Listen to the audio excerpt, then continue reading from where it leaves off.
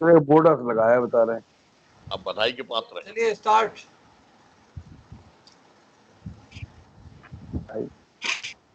नमस्कार, मैं हूं अनिल वर्मा। शेखर रात के 10 बजे हैं और ये समय है बिग बुलेटिन का। बिग बुलेटिन पर हम चले। इससे पहले आज अभी आपको एक बड़ी खबर बता दे रहे हैं। अभी भाजपा के विधायक नागेंद्र सिंह राठौर के आवास पर ताबड़तोड़ फायरिंग हुई है। जो 2 गाड़ियां थी उन पर समाजवादी पार्टी के झंडे लगे थे और क्या कारण रहा है, क्या मकसद रहा है, ये अभी स्पष्ट नहीं है। ये बताया जा रहा है कि दहशत फैलाने के लिए फायरिंग की गई। लगभग 20 राउंड फायर होने की खबर है। आसपास के सारे लोग दहशत में आ गए हैं और जो गनर थे विधायक के वो भी अपनी जान बचाकर भागे। ये बड़ी खबर है। आज हम विषय पर चले इससे पहले पैनल में शामिल मेहमानों से आपका परिचय करा दे रहे हैं। आज कांग्रेस से शुभम तिवारी हैं, युवा कांग्रेस के अध्यक्ष हैं। विवेक मिश्रा जी हैं, प्रदेश कांग्रेस कमेटी के सदस्य हैं। समाजवादी पार्टी से अनिल मिश्रा जी हैं और पार्टी के वरिष्ठ नेता हैं। राधेश्याम जी हैं। राधेश्याम ये समाजवादी पार्टी का पक्ष रखेंगे। भारतीय जनता पार्टी से गुरचरण आजाद हैं, जिला के मंत्री हैं। पालीवाल गोपाल पालीवाल ये हैं, ये पार्टी के बड़े वरिष्ठ नेता हैं। और डॉक्टर मुकेश सिंह जी भी अभी जुड़ने को हैं। ये प्राचार्य हैं डीएन कॉलेज के, पार्टी के वरिष्ठ नेता हैं। जिला पंचायत के रण की हम लोग कई दिन से चर्चा कर रहे हैं और अब धीरे धीरे स्थिति स्पष्ट होती जा रही है। अनिल मिश्रा जी, आपके यहाँ हम लोग ने एक नारा सुना कि जिसके साथ मुलायम है उसका जलवा कायम है, और लगता था कि बड़ा सीने से दिल से ये नारा लोग लगाते हैं और बड़ा सम्मान है मुलायम सिंह के प्रति, और इसीलिए नारा लगाया जाता है कि जिसके साथ मुलायम है उसका जलवा कायम। तो वो लगता है कि समय के साथ और अवसर के साथ और मौके के साथ नारों का अर्थ भी बदल जाता है। अभी हमने नारा लगाते दिखा 22 में 22 के लिए इस तरीके का नारा, नया समाजवाद, नई हवा है, नई सपा, तमाम से नारे हैं।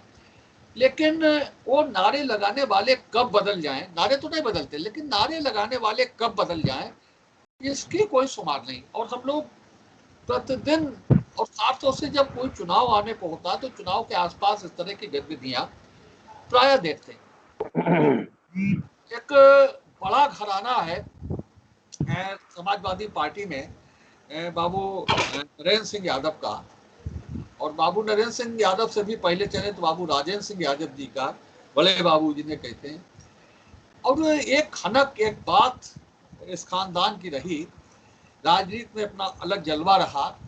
1977 के चुनाव में जब पूरे पूरे पूरे प्रदेश में कांग्रेस की हालत बहुत खराब हुई थी, तो बाबू राजेंद्र सिंह इलाहाबाद मंडल, उस समय कानपुर मंडल की जगह इलाहाबाद मंडल हुआ करता था, तो इलाहाबाद मंडल से एकमात्र कांग्रेस के विधायक बाबू राजेंद्र सिंह यादव उस समय निर्वाचित हुए। अब बड़ा अजीब सी बात है कि लगता है कि कहा भी जाता है कि 2 नावों में पैर मत रखो, और 2 नावों पर पैर रखना संभव भी नहीं है, लेकिन लोग मानते नहीं। जो चर्चा हम लोग कर रहे हैं स्पष्ट है। पार्टी ने, समाजवादी पार्टी ने डॉक्टर सुबोध यादव को अपना उम्मीदवार घोषित कर रखा है, और उसके बाद में विद्रोह की स्थिति, विद्रोह की खबरें भी आती हैं। हम लोग ये भी चर्चा किए कि मोनिका यादव, जो नरेंद्र सिंह यादव की पुत्री हैं, बेटी हैं, उन्होंने निर्दलीय चुनाव लड़ने का ऐलान कर दिया, ये भी हम लोग खबर के। और इसके बाद में भी आप देखिए कि पार्टी का रहम, पार्टी की संवेदनशीलता, और ये अपने घर में होता है। जब भी आप अपने घर में हो तो अपने घर में, अपने घर के सदस्य के लिए बिल्कुल बहुत जल्दी कोई फैसला लिया नहीं जाता। इतना सब होने के बाद में भी समाजवादी पार्टी ने मोनिका यादव के खिलाफ, सचिन यादव के खिलाफ या नरेंद्र सिंह यादव के खिलाफ अभी तक कोई कार्रवाई नहीं की। और लेकिन हद आप देखिए कि वही लोग जो नारा लगाते थे कि जिसका जलवा कायम है, वो लोग भाजपा की देहरी पर पहुंच जाते हैं समर्थन मांगने के लिए, और कतई कोई शर्म नहीं आती कि कल तक सांप्रदायिकता से लड़ने की बात करते थे, आज वो भाजपा से समर्थन लेने। अच्छी बात होती कि जो समर्थन के लिए जो आवेदन किया उसमें इस्तीफा भी लगा देते कि भाई हमने समाजवादी पार्टी की प्राथमिक व्यवस्था से त्याग पत्र दे दिया है। लेकिन देखिए, हद देखिए और लोगों की होशियारी चतुराई देखिए कि समर्थन भी भारतीय जनता पार्टी से मांग रहे हैं आप, और समाजवादी पार्टी में भी बने हुए हैं। अब अनिल मिश्रा जी की पार्टी में हो सकता है कि इस तरह की स्थितियां रहती हों कि कुछ भी करिए, दूसरी पार्टी के दरवाजे पर भी हो आइए, जिससे आपकी लड़ाई है, जिससे आप 2022 में जिससे लड़ने की बात करते हैं उसके यहाँ भी हो आइए, समर्थन भी मांग आइए और अपनी पार्टी में भी बने रहिए, कोई कुछ करने वाला नहीं। एक बयान की चर्चा भी हम लोगों ने की थी डॉक्टर नवल किशोर की, उन्होंने कहा यही था कि जस्ट लाइक किचन के बर्तन की तरह है परिवार समाजवादी कुटुंब, जिसमें कहीं परिवार में बर्तन खटकते हैं और उसके बाद में एक हो जाते हैं, किसी बर्तन को किचन से फेंकते नहीं। लेकिन हमें नहीं लगता कि 20 रुपए का बर्तन और वो संगठन जिसमें 20 लाख कार्यकर्ताओं के खून पसीने की कुर्बानी लगती है, उससे 20 रुपए के बर्तन की कोई तुलना हो सकती है। तो ये घटनाक्रम आज का रहा है कि समाजवादी पार्टी में रहते हुए मोहनका यादव ने भारतीय जनता पार्टी से समर्थन मांगा है और उस समर्थन के लिए जो आवेदन किया है उस आवेदन पत्र में लिखा है कि भैया मेरी मदद कर दीजिए, आपके मदद से मेरा बेड़ा पार हो जाएगा। मिश्रा जी, यही भाषा है, यही इसका अर्थ है कि भारतीय जनता पार्टी के लोगों, भारतीय जनता पार्टी के माननीय अध्यक्ष जी, आप हमारी मदद कर दीजिए और आपकी मदद मिली तो हमारा बेड़ा पार हो जाएगा। लेकिन चुनाव हमें लड़ना है, नेताजी का जलवा कायम रहा या न रहा है, लेकिन समर्थन दे दीजिए भाजपा के अध्यक्ष जी और जिससे हम जो है चुनाव जीत जाए, ये स्थिति है। और दूसरे पक्ष की भी स्थिति ये है कि दूसरा पक्ष का समर्थन देने के लिए तैयार, समर्थन देने के लिए बिल्कुल तैयार, ये स्थिति लग रही है।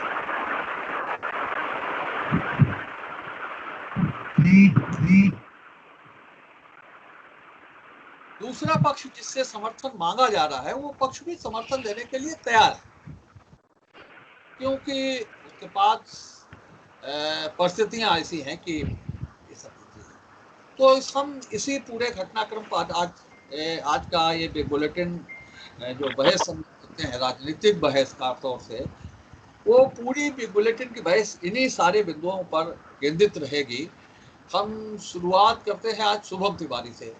शुभम तिवारी इनकी कांग्रेस का कोई लेना देना है नहीं, बाद में हम लोग भाजपा और सपा के लोगों को सुनते रहेंगे, लेकिन जो राजनीतिक घटनाक्रम है, राजनीतिक जो नजरिया है, वो हम शुभम तिवारी की आंखों से, शुभम तिवारी के दिमाग से हम सुनना चाहेंगे कि ये स्थिति पहली बार होती है कि आदमी अपनी मूल पार्टी से इस्तीफा भी ना दे और दूसरी पार्टी की दहलीज पर पहुंच करके समर्थन के लिए झोली भी फैला दे। और गजब का वो स्नेह है कि वो जिनसे समर्थन मांगा जा रहा है वो समर्थन देने के लिए तैयार बैठे। पार्टी समाजवादी पार्टी है, उन्होंने इस्तीफा भी नहीं दिया है और वो समर्थन देने के लिए तैयार बैठे हैं। तो शुभम जी, शुरू करिए आज की इस बहस को और देखते हैं हम लोग कहां तक पहुंचते हैं। देखिए शेखर जी, बहुत अच्छे विषय पे आज आपने मुझे सबसे पहले बोलने के लिए कॉल किया। मैं मानता हूं कि मैं जो बात रख रहा हूं, समाजवादी पार्टी और भाजपा के लोग इस पर ज्यादा चिंतन करेंगे, क्योंकि कहीं ना कहीं हमारी एक न्यूट्रल राय है और राय ये अभी से नहीं है। मैं अगर इस शब्द को बोलूं कि इसी बिग बुलेटिन डिबेट पर मैंने ही कांग्रेस का पक्ष रखते हुए समाजवादी पार्टी को चेताया था। आपकी वो डिबेट गवाह है। मैंने कहा था कि देखिए, भारतीय जनता पार्टी के पास सिर्फ 4 कंधे हैं लाश को उठाने के लिए, आप लोग समझ लीजिए, क्योंकि आदरणीय मुख्यमंत्री जी ने कहा है कि हमको कम से कम 60 सीटें 70 सीटें चाहिए हैं। तो अब उनके जो नेता हैं वो अपने जिले में आने लगे हैं और खूबसूरती देखिए समाजवादी पार्टी की कि ये अपने ही उधेड़बुन में फंसे रहे, अंडर एस्टिमेट करते रहे। और देखिए आज वही बात चरितार्थ होती दिख रही है कि उस दिन जो उनके नेता आए थे, उन्होंने अपने कार्यकर्ताओं से ना मुलाकात करके, डीएम साहब से मुलाकात करके और फर्रुखाबाद जिले से रवानगी हो गई। यही कहीं ना कहीं वो व्यवस्थाएं बन रही थी कि क्या होगा। और समाजवादी पार्टी एक चीज भूल जाती है, देखिए हम कांग्रेस के लोग हैं, हम लोग जो देख रहे हैं, जो झेल रहे हैं, इसलिए कहते हैं कि भारतीय जनता पार्टी की चाल, चरित्र और चेहरा कहीं ना कहीं अब बेनकाब होने की स्थिति है। यहां पर अभी भी वही राजनीति करती है भारतीय जनता पार्टी जो अंग्रेज किया करते थे, डिवाइड एंड रूल की पॉलिसी। समाजवादी पार्टी नहीं चेत पाई, इस चक्कर में आज उन्हें ये स्थितियां देखने को मिल रही हैं। दूसरी बात जो मैं यहां बोलना चाहता हूं कि कहीं ना कहीं जो जिस तरीके से आज समाजवादी पार्टी के एक दूसरे धड़े ने भारतीय जनता पार्टी से मदद मांगी, इसके पीछे दो कारण हैं जो हम समझ सकते हैं, जो हमको दिख रहा है कि पहला तो एक कि समाजवादी पार्टी के नेतृत्व के ऊपर एक बड़ा प्रभाव डालने का प्रयास किया जा रहा है। दूसरा ये कि वो भी ये जानते हैं कि भारतीय जनता पार्टी साम दाम दंडभेद से जिला पंचायत अध्यक्ष अपना बनाने का प्रयास करेगी, चाहे वहां प्रशासनिक मशीनरी का इस्तेमाल किया जाएगा, तो कहीं ना कहीं समाजवादी पार्टी की चौखट पर बैठे रहने से बेहतर है कि हाथ बढ़ा के भारतीय जनता पार्टी की तरफ जाया जाए। काहे के मूल, काहे के सिद्धांत कुछ नहीं है इस समय यहां पर। यहां सीधी एक बात है कि सत्ता में कैसे आया जाए, आगे कैसे बढ़ा जाए। अपने बुजुर्गों की विरासतों को लोग जो है इसी तरीके से छोड़ दिया करते हैं, जो आज देखने को मिल रहा है। दूसरी मैं बड़ी बात कहना चाहूंगा, क्योंकि भारतीय जनता पार्टी के लोग बड़ी अच्छी तरीके से बातें यहां बड़ी बड़ी करने वाले हैं, आदरणीय प्रोफेसर साहब बैठे हैं, मैं उनसे एक एंगल यहां पर देता हूं इस चर्चा को लेकर कि देखिए मैं एक बहुत लंबा समय हो गया राजनीति में सुनता चला आ रहा हूं, कांग्रेस के लिए आप लोग शब्द इस्तेमाल करते हैं भ्रष्टाचारी। तो मैं पूछना चाहता हूं कि आप लोग अपने कलेजे पे कितना बड़ा पत्थर रखे हैं साहब, कि जिसको आप भ्रष्टाचारी कहते हैं, उनकी पार्टी के तो बहुत, हमारी पार्टी के तो बहुत से नेताओं को अब आपको मुख्यमंत्री बनाना पड़ रहा है। हमारे पार्टी के नेता ले लेके आप जो है आज अपनी जो है अपनी विरासत बचाने का प्रयास कर रहे हैं। तो समझ लीजिए जिनको आप भ्रष्टाचारी कह रहे हैं उनका अभी आप बचाव करेंगे, ये आपकी मजबूरी है, ये मजबूरी है। दूसरी बात, समाजवादी पार्टी के लिए तो आप हमसे 2 कदम आगे जाके कहते थे, राम भक्तों पर गोलियां समाजवादी पार्टी ने चलवाई, नरसंहार समाजवादी ने किया, गुंडई समाजवादी ने करी। अब हमें भारतीय जनता पार्टी के आदरणीय मान्यवर ये बताएं कि कौन सी गंगा बह रही है भारतीय जनता पार्टी में कि आपकी आंखों के सामने होने वाला है। अभी आप बचाव करेंगे, अभी आप बचाव करेंगे उन लोगों का जो आपकी पार्टी में अब आने के लिए हाथ बढ़ाए हैं, और आप सबकी भारतीय जनता पार्टी की बाँछें खिल गई हैं कि ठीक है हम दोबारा हम जिला पंचायत पर कब्जा करने के लिए तैयार हैं। तो ये वही समाजवादी के लोग हैं जिनको आप लगातार कोसते रहे हैं, सुनाते रहे हैं, बुरा बुरा कहने लगे हैं। क्या आज आप ये बात बोल सकते हैं कि नहीं, हम समाजवादी पार्टी के लोगों ने समर्थन मांगा है लेकिन हम समर्थन नहीं देंगे? क्या इतनी हिम्मत आज भारतीय जनता पार्टी के लोग करते हैं? तो मैं भी एक बात कहूंगा कि मैं अब तक जो बात कहता था चाल, चरित्र और चेहरा, वो मैं बोलना बंद कर दूंगा। और भारतीय जनता पार्टी के लोग आज ये कहे कि नहीं, समाजवादी पार्टी के लोग वैसे ही भ्रष्टाचारी हैं, उनको हम समाहित नहीं करेंगे भाजपा में, ऐसी अगर बात आज डिबेट में निकल के आएगी तो ज्यादा खूबसूरती होगी। विवेक जी कन्नौज जी, देखिए आपने जो अपने विषय में लिखा कि मोनिका जी के समर्थन मांगने से बीजेपी में बाँछें खिल गई, उनकी यह रौनक आ गई है, या तो ये बिल्कुल उनकी बात, भाजपा की बात सही है, क्योंकि ये तो सत्ता चाहते हैं बस, इन्हें मतलब नहीं, इन्हें सत्ता से मतलब है खाली। तो उनके यहाँ रौनक आना या उनके खुशी का माहौल बनना ये तो लाजमी है, क्योंकि अभी आपने पीछे देखा बंगाल में किस तरह चुनाव में हमारे प्रधान सेवक जी जाते रहे, और बराबर उस समय जो लाशों का दौर चल रहा था, जिस तरह कोरोना का महामारी चल रही थी, जितनी लाशें थी गंगा जी में जगह नहीं थी, कब्रिस्तान में जगह नहीं थी, लेकिन हमारे प्रधान सेवक जी वहाँ पे बंगाल में दीदी कर रहे थे। तो इनको तो केवल सत्ता से मतलब है ये। दूसरी बात, मोनिका यादव जी जिस परिवार से आती हैं वो एक राजनीतिक परिपक्व परिवार है। आपने भी खुद बताया, मैं भी जानता हूँ कि जो बड़े बाबूजी थे, तो उनका ये निर्णय भाजपा से समर्थन मांगने का ये एक राजनीतिक परिपक्व निर्णय है। वो एक राजनीतिक परिवार से आती हैं क्योंकि वो जानती हैं कि 2012 को अगर हम छोड़ दें तो समाजवादी पार्टी के मुख्यमंत्री जो रहे हैं माननीय मुलायम सिंह जी या और जो भी लोग, वो भाजपा के समर्थन से ही बने हैं। 2012 में पहली बार इनकी पूर्ण बहुमत की सरकार आई थी, तो जब मुख्यमंत्री बन सकते हैं भाजपा के समर्थन से, प्रदेश की बागडोर भी उनको भाजपा के समर्थन से ही मिली थी। तो अगर मोनिका जी जिला परिषद अध्यक्ष के लिए समर्थन मांग रही हैं तो इसमें एक उनकी राजनीतिक परिपक्वता जाहिर होती है। अब रही बात, आप कहते हैं इस्तीफा नहीं दिया, तो समाजवादी पार्टी आप भी जानते हैं कि नरेंद्र सिंह यादव जी के और मुलायम सिंह जी के पारिवारिक है और परिवार की पार्टी है ये, तो ये किस तरीके से अनुशासनहीनता की कार्रवाई कर सकते हैं या क्या कर सकते हैं, तो ये भी बात पूरे जनपद को मालूम है सबको ये। तो इस तरीके से भाजपा की अपनी जगह खुशी है, वो सत्ता वाले हैं और ये निर्णय मोनिका जी का बिल्कुल राजनीतिक निर्णय है और इसमें कोई दिक्कत नहीं है। 4 दिन बाद 2022 के बाद ये फिर अपने घर लौट आएंगे, ये वो भी जानते हैं। लेकिन भाजपा को तो सत्ता चाहिए, उनको 2022 से देखा जाएगा। अभी तो उनको सत्ता मिल रही है, वो इसमें कुछ अपने हैं। ये इधर सब लोग इसलिए कार्रवाई नहीं कर रहे हैं कि 2022 के बाद तो हमारी सपा में वापसी हो ही जानी फिर है, या कुछ होगा भी तो अगर होता है तो फिर सपा में विधिवत हो जाएंगे। तो ये सब कारण है जिसकी वजह से दोनों खेमे अपनी अपनी जगह पे खुश हैं और ये राजनीतिक निर्णय मोनिका यादव का बिल्कुल सही है।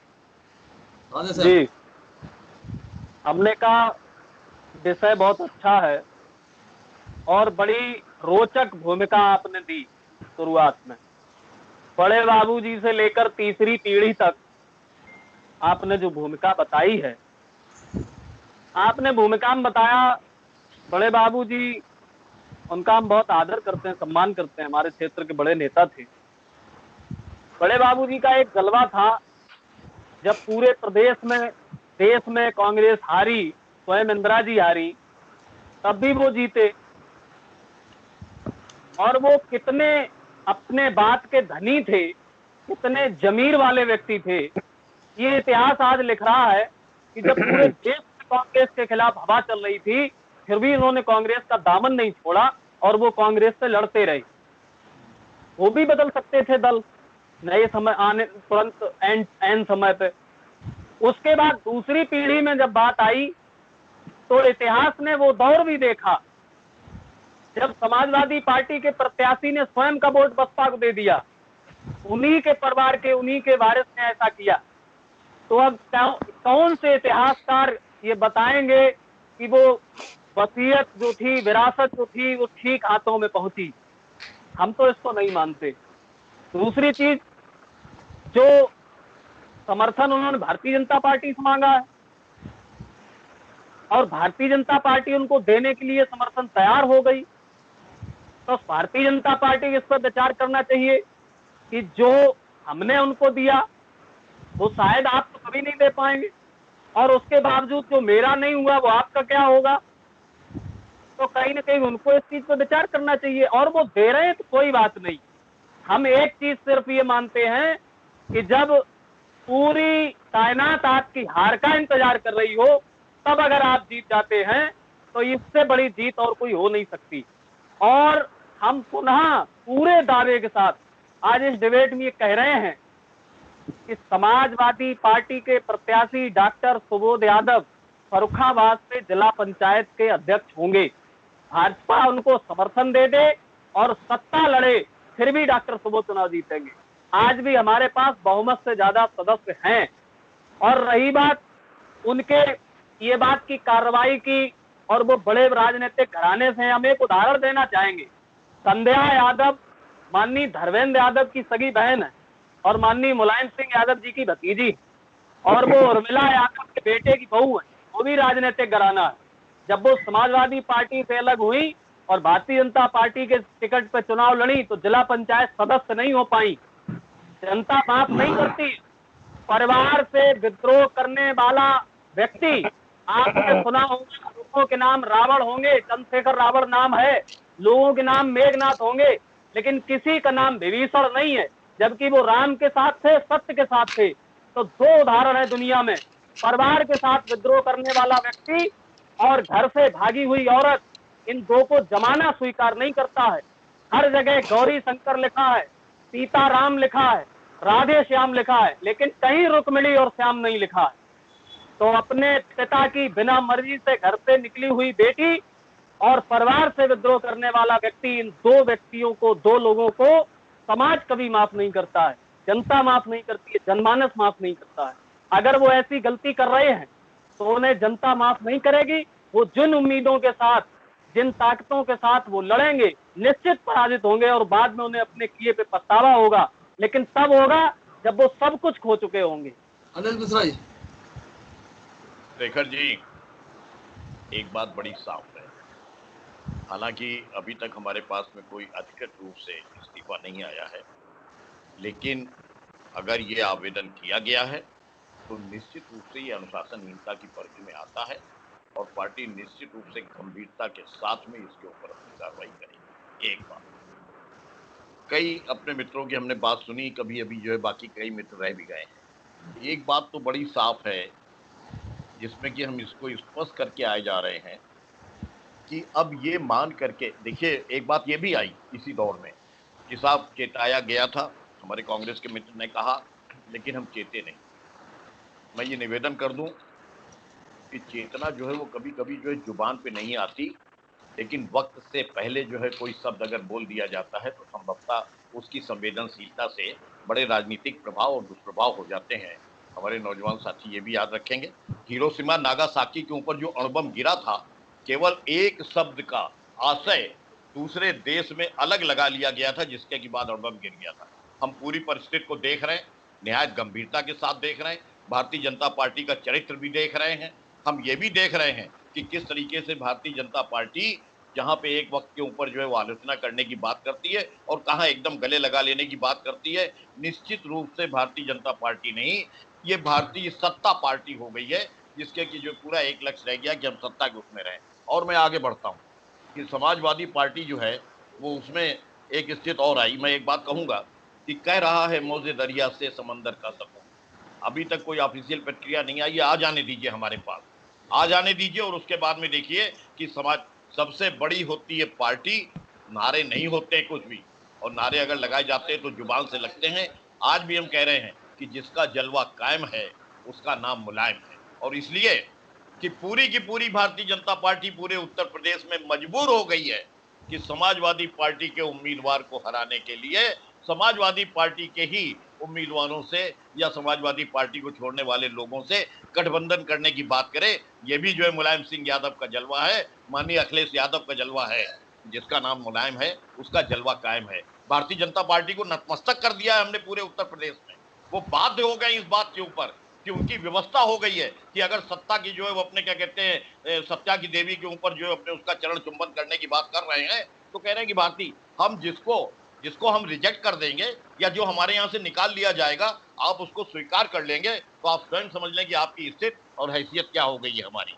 एक बात और मैं इसमें यहाँ कहूंगा, जो सवाल आया है बहुत स्पष्ट था कि ये साफ तौर पे मान लीजिए कि जहां पे ये स्थिति अनुशासनहीनता की होगी कार्रवाई, हम फिर देखेंगे कि इतिहास अगर दोहरा रहा है अपने को, इतिहास तो रहा है, इतिहास तो जो है लोकसभा के संसदीय चुनाव में रहा है, जब समाजवादी पार्टी के अधिकृत उम्मीदवार का विरोध किया गया था।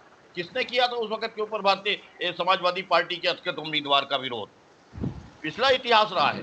किसने अपना वोट जो है स्वयं दे दिया था। लेकिन हम जो है वो किसी के संदर्भ में इस वक्त में कुछ बोल नहीं रहे हैं। पूरी की पूरी वस्तु स्थिति वैधानिक तौर पे हमारे सामने आ जाने दीजिए। और भाई राधे श्याम जी, आपको बधाई, घर से हुई भागी औरत का आपको जो है विशद अनुभव है, इसमें कोई दो राय नहीं है। अभी हम लोग जो है वो उम्र दराज होकर के उस अनुभव को नहीं, बहुत बढ़िया तरीके से आपने डिफाइन करा है। मैं सुनना चाहता हूं कि आज प्रतिक्रिया क्या है, भारतीय जनता पार्टी के लोग क्या कहते हैं।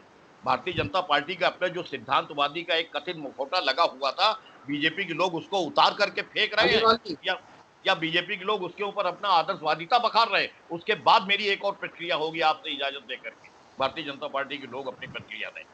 वाली जी, आज की इस डिबेट में समाजवादी पार्टी के में जो परिवार बढ़ने की बात सुनने में आई है। मुझे ऐसा लग रहा है कि जब कांग्रेस के एक भारी नेता भारतीय जनता पार्टी में जितिन प्रसाद जी शामिल हुए और राजस्थान में एक भारी नेता शामिल हुए, तो ये कोई भारतीय जनता पार्टी का जब ग्राफ बढ़ रहा है तो फर्रुखाबाद में भी ये बहुत ही राजनीतिक घराना रहा है। इन्होंने भी यदि भारतीय जनता पार्टी में शरण लेने की बात कही है तो इसमें अतिशयोक्ति नहीं है, क्योंकि लोगों के समझ में आ रहा है कि भारतीय जनता पार्टी का ग्राफ भी अब झंडा फहराएगा। तो क्यों ना समय रहते हुए ये बड़ी कुर्सी जनपद की इस समय में ही ये पलटवार करके हम भारतीय जनता पार्टी की शरण में पहुंचे, क्योंकि आने वाले 22 के चुनाव में पुनः भारतीय जनता पार्टी का परचम फहराने वाला है। तो इस समय जो माननीय नरेंद्र सिंह यादव जी की बेटी मोनिका जी ने जो निर्णय लिया है, मैं समझता हूं वो परिपक्व राजनीतिक परिवार है और उन्हें काफी समय से समाजवादी पार्टी के नेताओं के द्वारा हाशिए पर पहुंचा दिया गया है और उन्होंने इस समय को उचित मानते हुए भारतीय जनता पार्टी के प्रति जो अपना श्रद्धा व्यक्त की है और उसमें आने का जो समय निर्धारित किया है और हमसे समर्थन मांगने की बात की है, हमारी पार्टी में आने की बात की है, हमारी पार्टी में वो आएंगे, हम उन्हें चुनाव लड़ाएंगे, क्योंकि वो इस जनपद का बहुत ही पुराना राजनीतिक परिवार है। मुकेश जी, सिंह जी की छवि अच्छी रही, नरेंद्र सिंह जी की भी छवि अच्छी रही, वो कभी इस तरीके की राजनीति नहीं करते हैं, इसलिए वो भारतीय जनता पार्टी में उनका स्वागत है और हम उन्हें चुनाव लड़ाएंगे। विजय शेखर जी, हाँ, ये जो विषय आपने रखा है कि मोनिका यादव ने जिला पंचायत अध्यक्ष के चुनाव में भारतीय जनता पार्टी से समर्थन मांगा। हम समाजवादी पार्टियों के और कांग्रेस के मित्रों के बयान को बड़ा गौर से सुन रहे थे। हम ये कहना चाहते हैं कि आप लोग पार्टी चला रहे हैं या प्राइवेट लिमिटेड कंपनी चला रहे हैं। आप अपना घर संभाल नहीं पा रहे हैं, आप अपने कार्यकर्ताओं का अनुशासन में रख नहीं पा रहे हैं और भारतीय जनता पार्टी पर लगातार आरोप लगा रहे हैं, पहले पूरे उत्तर प्रदेश में कर रही है और हम जो कर रहे हैं, आप क्या कर रहे हैं? आप अपनी पार्टी को संभाल के नहीं रख पा रहे हैं, अनुशासन नहीं है, संगठन नहीं है।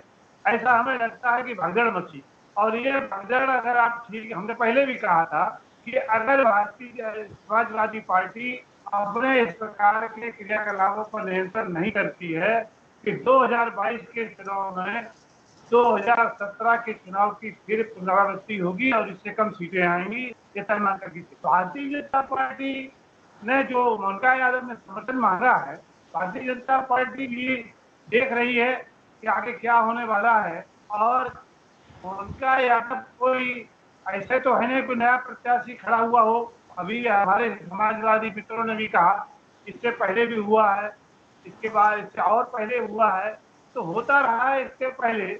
और नरेंद्र सिंह यादव या माननीय राजेंद्र सिंह यादव को हम बहुत छोटा नहीं आकर के चलते, ये नहीं हम मान करके चलते हैं कि वो शुद्ध राजनीतिक है या उनकी सोच नहीं है या उनका जनाधार नहीं है। उन्होंने बहुत चैलेंज पहले भी किए, समाजवादी पार्टी को भी चैलेंज किए हैं और कांग्रेस को भी चैलेंज किए हैं और उन चैलेंजों को पार भी किया है, ये देख करके सामने आए। इसलिए हमारा तो कहीं कोई दोष है नहीं, आप अपनी पार्टी को नहीं संभाल पा रहे हैं, आप अपने संगठन को नहीं संभाल पा रहे हैं, न कांग्रेस संभाल पा रही है, न समाजवादी पार्टी संभाल पा रही है, भारतीय जनता पार्टी के खेमे में लोग भाग करके आ रहे हैं, तो हम क्या करें उनको बताइएगा। हमारे यहाँ कोई आया है दरवाजे पर, हमारा तो काम है कि हमारी रीति भारतीय के अनुसार उसका सम्मान करें, उसका सत्कार करें और उसकी जो मदद हो सकते वो करें, हम करेंगे। अगर आप अपने खेमे को नहीं संभाल पा रहे हैं तो हम तो करेंगे और ये तय मान करके चलिएगा कि ये जो स्थितियां बन रही हैं, अभी फिर हम कहते हैं, जैसा हमने पहले डिबेट में कहा था कि आप अपने आप को तुम ही दोनों को विड्रा कर लेते, आपके पास इतना भी नहीं है कि आप लगातार जो निर्णय ले रहे हैं वो एक पक्षीय ले रहे हैं, तो निश्चित तौर से विद्रोह होगा। आप जनाधार को नहीं देखते हैं, व्यवहार को नहीं देखते हैं, स्थानीय को नहीं देखते हैं, तो ये आपकी गलती है, हमारी तो है नहीं। तो इसलिए भारतीय जनता पार्टी के दरवाजे पर जो आएगा उसका स्वागत है, सत्कार है और हम उसकी मदद करेंगे, तय मानते हैं। हम एक बात कहना चाहेंगे, एक बात हम ये कहना चाहेंगे। सबसे पहली बात तो ये भाजपा के एक प्रवक्ता ने बोली कि झंडा बहुत बुरी तरह लहरा रहा है, आसमान में गगन चुंबन हो रहा है। जिनके पास अपना खुद का प्रत्याशी नहीं है उनका झंडा गगन चुंबन हो रहा है, पहली बात। दूसरी बात, तो हमें बड़ी खुशी हुई कि एक बात स्पष्ट कर दी भाजपा के लोगों ने कि लोग तब दल छोड़ के जाते हैं या दल से तब लोग अलग हो जाते हैं जब नेता नेतृत्व नहीं कर पाता है और उनसे अपना परिवार नहीं संभलता है। ये बात आज ही, कल मतलब कल की, आज की पूर्व संध्या पर कल जो है भारतीय जनता पार्टी ने बंगाल में कही कि टीएमसी हमारे नेताओं को तोड़ रही है, हमारे विधायकों को तोड़ रही है। मतलब वहां अगर तुमसे तुम्हारा घर नहीं संभल रहा है, लोग तुम्हें छोड़ के जा रहे हैं, तो वहां तुम्हें तोड़ा जा रहा है। और यहाँ अगर कोई तुम्हारे यहाँ जा रहा है तो तुम्हारा घर नहीं संभल रहा, हम तो भाई शरणागति उसे देंगे जो हमारे यहाँ शरण मांगने आएगा। तो ये दो धारी तलवार आपकी एक तरफ दूसरा काटती है, एक तरफ दूसरी तरह से काटती है। ये आप कहाँ से पैमाना लाते हैं मान्यवर? ये तो हम आप लोगों की कश्मीर भी संभला था। देखिए समाजवादी पार्टी ने फिर एक भूल कर दी। इसे दोधारी तलवार नहीं बोलते हैं आदरणीय, इसे बोलते हैं दोगली राजनीति, दोगली सोच। अब शब्दों का थोड़ा, यही शब्दों का ही खेल है, क्योंकि बहुत हम लोगों ने भी सुने हैं, भ्रष्टाचार के आरोप भी सुने हैं, फर्जी मुकदमों, मंचों से फर्जी घोषणाएं हो जाती थी, भ्रष्टाचारी घोषित कर दिया जाता था, लेकिन आदरणीय माननीय न्यायालय बाइज्जत बरी कर दिया करती थी। ये भारतीय जनता पार्टी की सोच रही है। और बहुत सही बात बोली वहां आदरणीय प्रोफेसर साहब ने भारतीय जनता पार्टी की तरफ से, उन्होंने जो कहा वो सही है। सही कहा कि आपका कोई दोष नहीं, आपके पास लोग जा रहे हैं, आपका बिल्कुल भी दोष नहीं है कि आप अपनी पार्टी की नैतिकता को, सोच को और आपके जो पार्टी के संस्थापक थे उनके आदर्शों को कुचल के उन लोगों को पार्टी में ले रहे हैं जिनको कोसने में शायद भारतीय जनता पार्टी की तीन पीढ़ियां चली गई। अरे देखिए ऐसा है प्रोफेसर साहब, मैं समझ सकता हूं आप एक बड़ा सम्मानित व्यक्ति हैं। ये बात बोलने में आपको कितनी तकलीफ होती होगी, अपनी पार्टी के लिए आपको ये बात बोलने में कितने, आप देखिए आप मुझसे उम्र में बहुत बड़े हैं, मैं आपका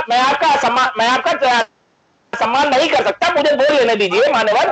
तो मुझे ये बड़ा खुशी होती है कि आप लोग अपने किन मूल्यों, किन नैतिक मूल्यों, किन सिद्धांतों की अब तक बात करते रहे, वह हैरत का विषय है।